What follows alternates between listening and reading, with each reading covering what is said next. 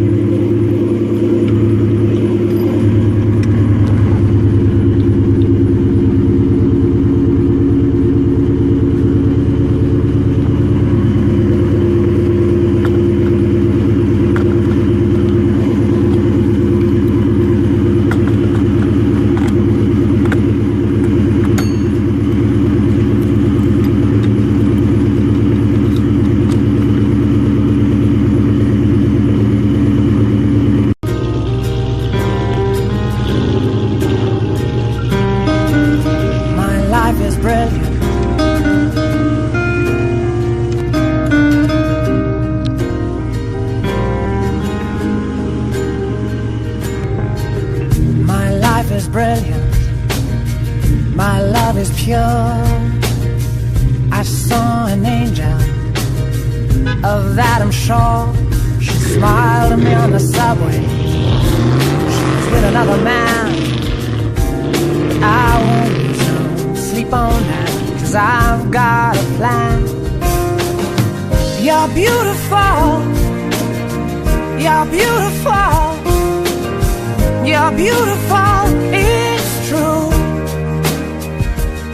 I saw your face in a crowded place,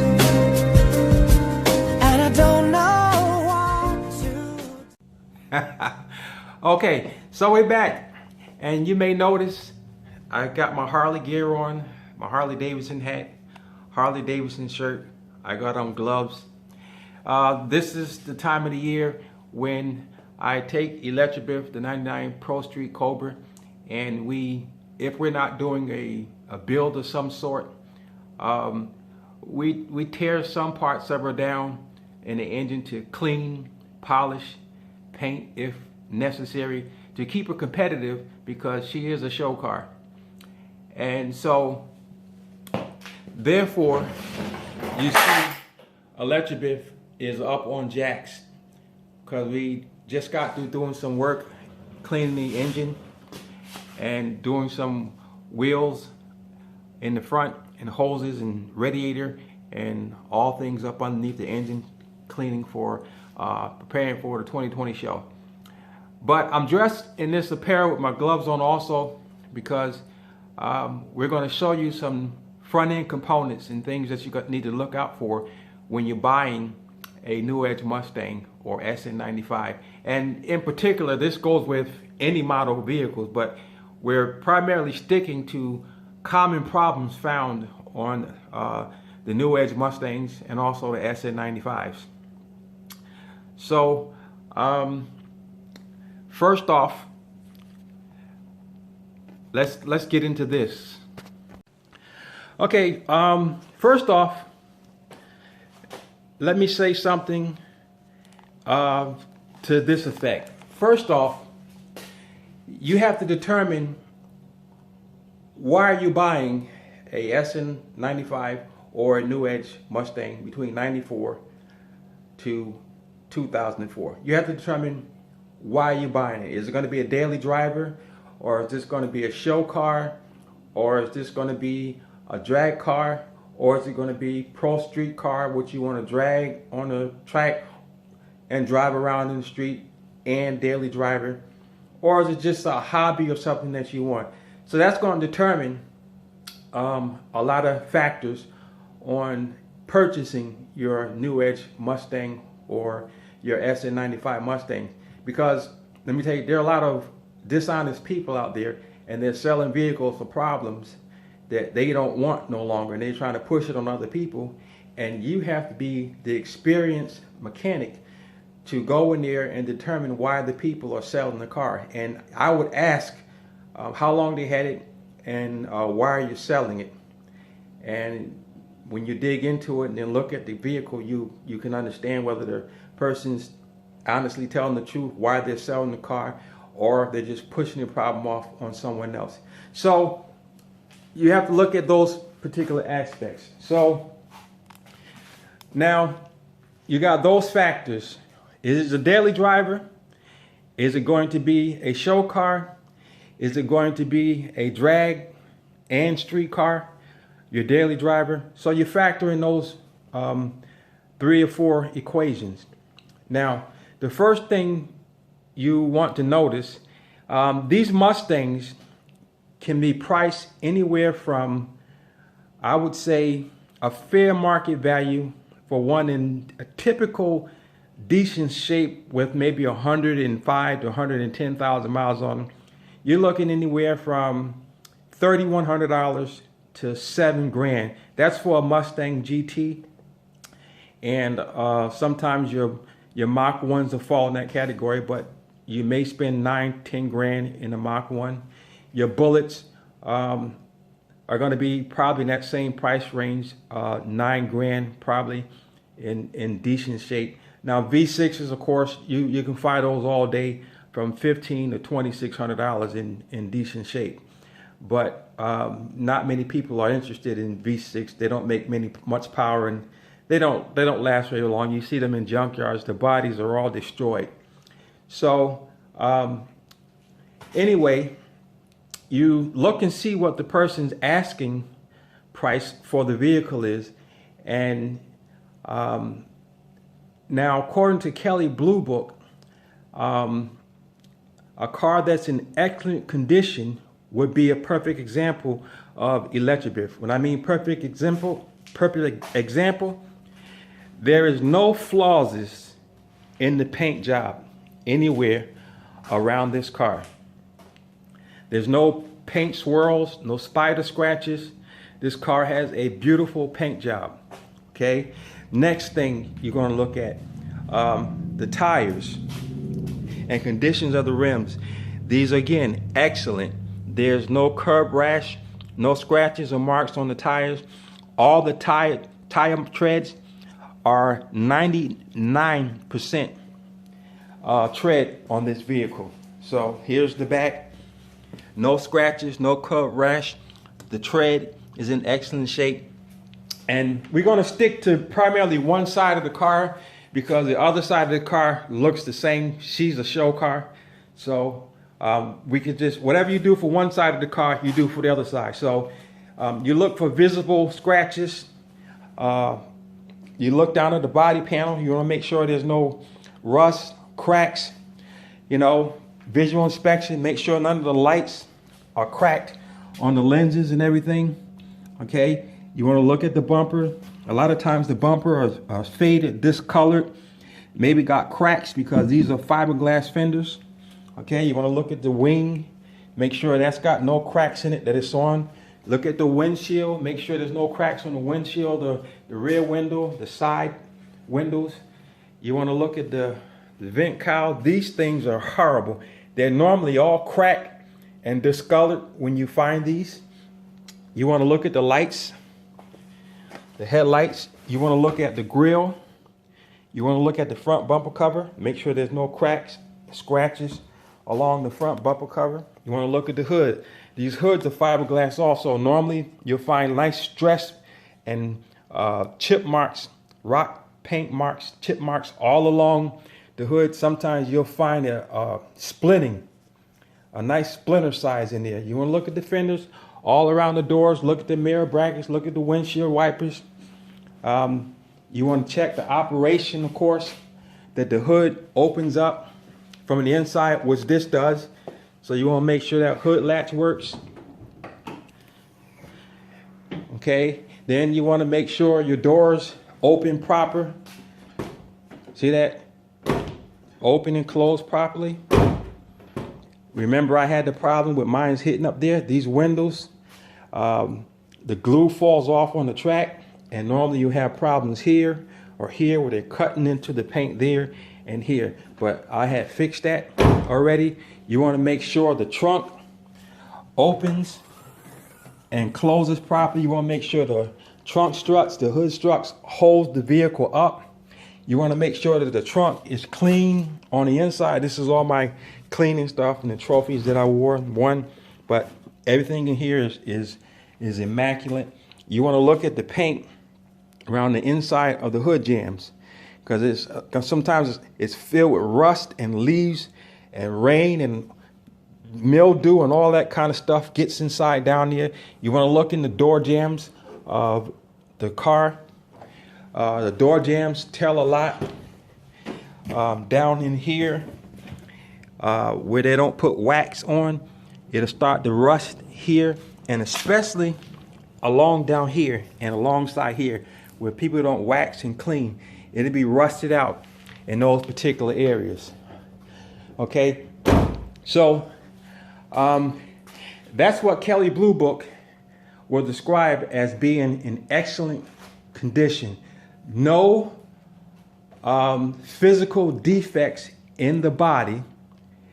Okay, you want all tires matching tread with at least 90% tread on it. No scars and scuffing, road rash or curb rash on any of the rims. Tires are inflated properly.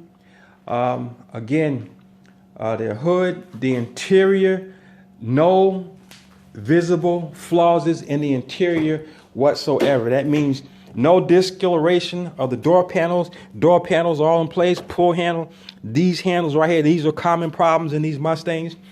You want to look at down alongside the door panel here where you get in. When people get inside the car, they scratch these scuff plates all up. You want to look for this, how clean that is. Again, you want to look at the dashboard. These things are commonly cracked or faded. Okay, so you want to look at that. You want to look all around the steering column. You want to look all around the cluster here. Make sure all those are operational. Make sure this goes in, push the clutch in and out of gear. You want to make sure the handbrake works. You want to make sure this opens and closes easy. You want to look at the condition of the seats. I got a rear delete seat back here, and these are racing seats. Obviously, there's no flaws with these materials. Then you want to look at your pedals down here. Now your clutch, okay, on these Mustangs, that's the amount of play that you should have in it. Now, this happens to be a stage 2 McLeod clutch. I could push this in by hand. So this is real easy to push in. But you want to, the clutch should start to engage right about 3/16 of an inch. When you push the pedal in, the clutch should start to engage and you should be able to pull forward. And then you want to make sure those are operating conditions. You want to look at your air conditioning vents. These are normally cracked here and over there. The bezel is normally cracked. These are normally cracked. Okay, so then you want to determine next, we'll go underneath the car and get you familiar with some of the components of the car. Now that you did your visual inspection, you want to look underneath the car to see if there's any puddles. You want to look to see if there's any oil leaks. You can tell by a brown residue, transmission fluid, or gear oil, power steering fluid. It's going to be red. So you want to look under the engine and make sure you don't have none of those. Then what's a common problem on these SN95s is your power steering racket. This is your power steering racket right here, your racket pinion. Okay, this right here, this is the boot. You want to make sure this boot is nice and dry. You look at the other boot right there. You want to make sure that's nice and dry.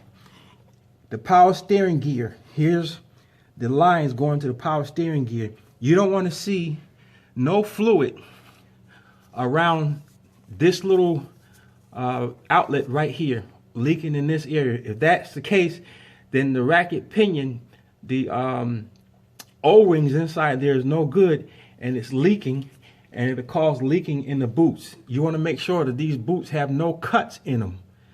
Okay, if they have cuts in them, then you're going to get dirt and grime in there. It's going to potentially mess up the racket pinion. It's going to mess up the power steering gear. And then you want to make sure your inner tie rods, you can just twist on them. They're not supposed to be able to move. You want to make sure you can see inside here that the ball joint from the tie rod looks like it's lubricated, plenty in there. And then here's your end link. Make sure these bushings are nice and good right there, and that will include on the other end. And then again, you can tell a lot from the engine if there's any deposits of oil, power steering fluid, transmission fluid, rear end oil. You want to just make sure no coolant is leaking underneath there, and that's a telltale sign of what's going on, and you can, you know, basically have a good understanding of what's going on underneath this vehicle. And so you can see you want to make sure that the ball joints, which underneath the shock here, strut, is in good shape. And there's ways you can test that. And so then that's underneath the car, you can look. Then up here on top of the engine,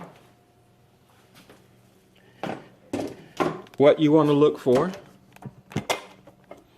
okay, what you want to look for on top of the engine here is any oil deposits. If you can find any leaks, okay, in between here, all around here, your power steering, your brake fluid, check all those reservoirs, check the engine coolant, open this up, take a look at it. It's nice and clean. Look at the coolant. Make sure the coolant is green. Sometimes the coolant is red. Make sure it's nice and clean and clear. Okay? You're buying this car, so open these things up and check it. Open up the oil cap. You can see that's nice and clean. And you can see the valve in there is nice and clean. So this car has a great history of having an oil change. You know, you want to make sure the brake fluid reservoir is up to snuff, and this is nice and clean. Most of you won't have superchargers, so we're not going to go into, I can loosen up this, but this will be filled with coolant. I know that's in good shape. But if you are buying a car that have a supercharger on it, make sure you open up that reservoir. Ooh, there goes that light. And make sure the reservoir is nice and clean with nice fluid around it. Look at the overall condition of the engine. Okay, look at the valve cover gaskets. They'll tell if you got oil leaks on it and everything. Look around the radiator hoses underneath and on top. Make sure there's no leaks inside whatsoever. everything in the supercharger hoses, they're all connected together. So we know that this engine is fine. So we're checking all the things on that engine again. And then you want to go to the rear of the car, look underneath, make sure there's no leaks from the transmission, the rear end. If you see oil all around the rear end, especially the axles, that'll let you know the condition of that vehicle. Because a lot of these vehicles, let me tell you something, they have been beat on. Mustangs are known to have been beat on.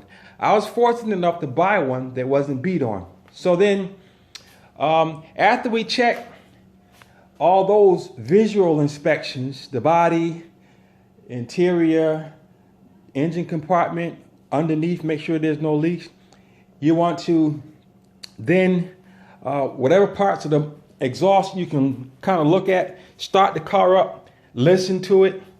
You could tell when it has a leak in it, because one thing, if it does, the EGR valve, the EGR lights is going to be on, which would be a check engine light. So it's going to be an EGR that you're going to be dealing with, not an EGR, your sensors, your O2, your oxygen sensors are going to be bad. There's a hole in the exhaust. So that's the next thing you're going to do, is you're going to get in and you are going to start the vehicle.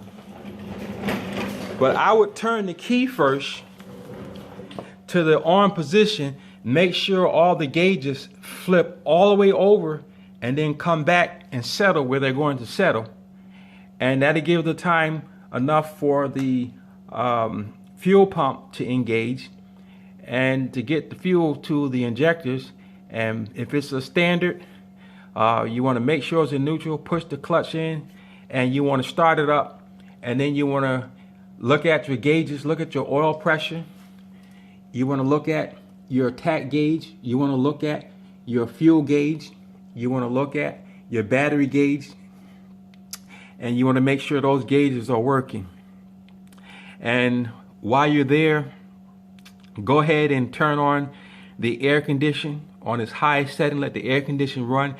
Get out of the vehicle, go back around to the engine, and you want to listen to the engine to make sure you don't hear any ticks. Now, one thing I'm going to caution you about: never, ever, ever buy any car, especially a Mustang, if the owner tells you that it needs a new exhaust system and they didn't put a new exhaust system on the vehicle, and the exhaust is off and the car is extremely loud. You'll never hear that it may have a bad valve. You know, it may have a rod bearing that's getting ready to spin, and you won't hear it because of the exhaust. So never buy a Mustang that needs a complete exhaust. Now, I can stand a small little pinhole in exhaust, but I'm talking about obviously where the pipes have been cut off, and they say, oh, I need to get some catback exhaust. I haven't got that, or I don't have an X pipe.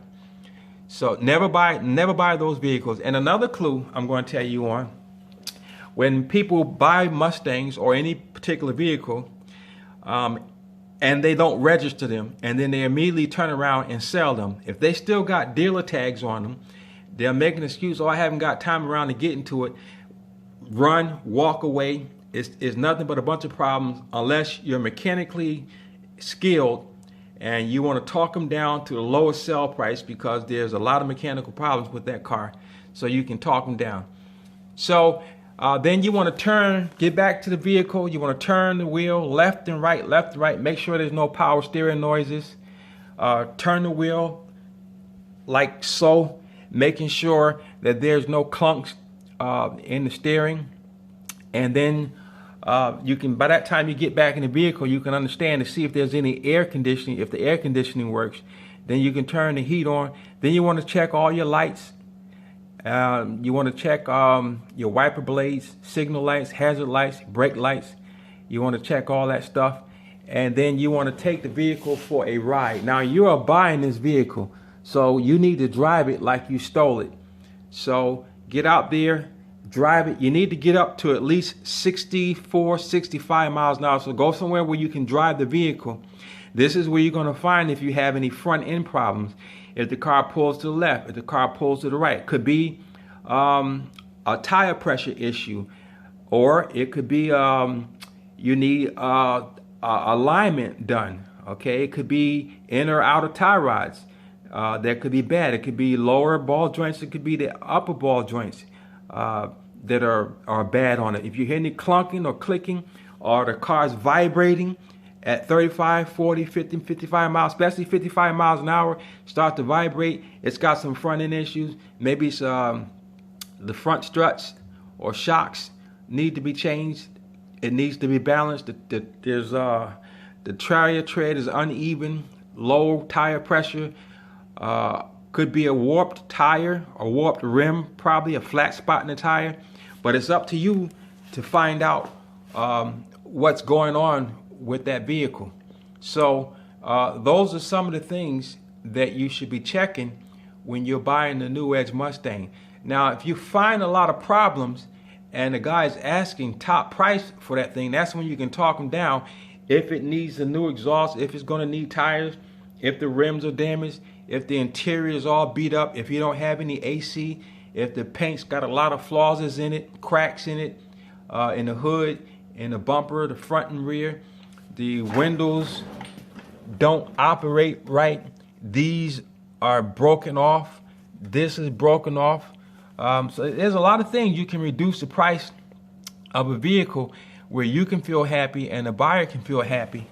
And you want to make sure the car got plenty of torque and horsepower. You want to make sure the clutch is not slipping, it's engaging properly. When you're braking, you want to make sure it brakes in a straight path. You don't want to brake and it goes to the left and it goes to the right. You want to stay in a straight line when braking. And these Mustangs, they accelerate. So they're happy between 3,000 RPMs and 5,900. That's the sweet spot. So I would say in every gear, get it wound up. Get that first gear up into that 4,000 RPMs. Get that second gear up into 4,500 RPMs. Get that third gear right up to 59. Fourth gear right up to 59. And sixth gear, fifth gear, get that up to 59 RPM. Get that thing going. See how she runs from a standing still to take off and stop. Then I would imagine pulling over to the shoulder of the road, stopping, turning the engine off for a few minutes. See if it will cut back on.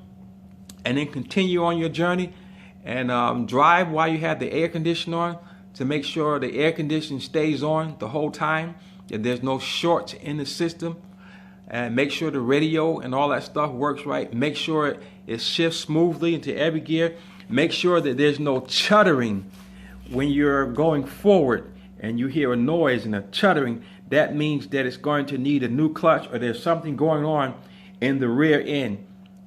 These rear ends, it could be solid axle from 94 to 98, but these independent rear suspensions of 99 to 04, it could have one of the half axles, the boots, make sure there's no leaking, no cuts in that. That could have a problem and you need to change out that half axle. So those are some of the things that you'll be looking out for when you're buying a new Edge Mustang, and those are some of the common issues. I didn't cover everything, but those are some things that you should look out for when you're buying a new Edge Mustang. So it's your money, you want to spend it wisely, and the more money you can save on purchasing it, that's the more money you can invest into making it a show car or making it whatever kind of car that you want. So we hope you liked this video. We'll have more videos to come. We thank you for subscribing, and we ask those that haven't subscribed, tell your neighbors, tell your friends, tell your families to like and subscribe to Rev It Up Mustang Fanatic Productions. We'll be bringing out a lot more videos, how-to videos. We're going to be discussing how do I keep a 20-year-old car looking like it's a 2020 and competing in these Mustang shows or car shows and winning car shows. How do I maintain the vehicle? You know, how do I keep the paint immaculate on this? How do I keep the engine clean, the interior clean? What products do I use? You know, how do you make a show car? How do you build a show car? How do you keep it clean? How do you choose the Mustangs and everything? So we're going to have a lot of interesting things coming up on the channel due to the off season, and we'll go through all those things, how I keep my vehicle clean and what products that I use. So like and subscribe. We thank you for watching, and as always, God bless you. You guys have a wonderful day.